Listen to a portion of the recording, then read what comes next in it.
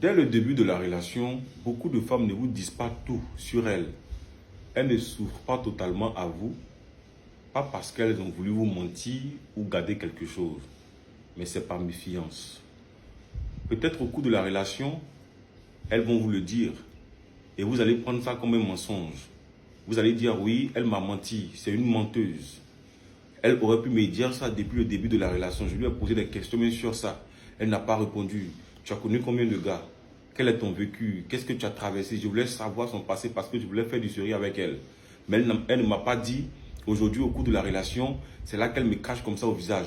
Non, je suis dessus d'elle. Si elle m'avait dit ça au début de la relation, on n'allait pas arriver là. Il faut comprendre aussi que, avant de s'ouvrir à quelqu'un, il faut savoir quelle est la mentalité de la personne. Beaucoup de femmes ont envie de s'ouvrir dès le début de la relation. Elles ont envie d'être vraies. Mais aujourd'hui, on se confie à qui? Est-ce que toi-même tu es sage?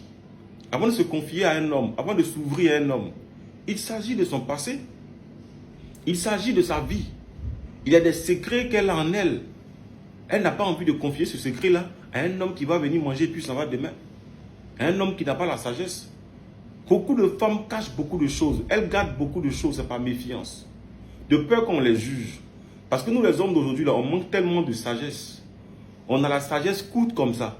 L'intelligence court comme ça. Petite chose naisse et nous on commence à juger. Ah, toi tu as connu 3 gars quoi.